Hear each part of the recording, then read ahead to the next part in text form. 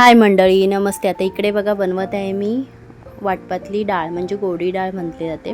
बघा, प्रथम घेतले कोथिंबीर, ओलं खोबरं थोडंसं आणि मिरच्या, लसूण,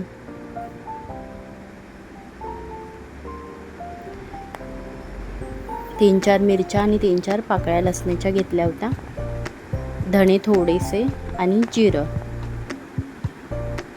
छान असं मिक्सरला वाटण बारीक केलेलं आहे. आता बघा फोडणीसाठी करते. आणि ही डाळ आहे, तुरीची डाळ घेतली, त्यामध्ये हळद, कुकरला 3-4 शिट्ट्या काढून छान अशी उकळून घेतलेली आहे. आता एखाद्या भांड्यामध्ये तेल फोडणीसाठी आणि मोहरी, जिरं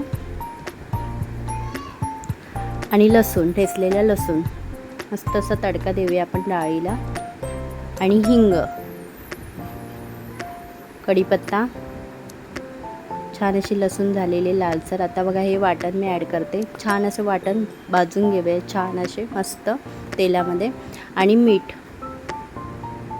आता त्यामध्ये डाळ टाकणार आहे मी.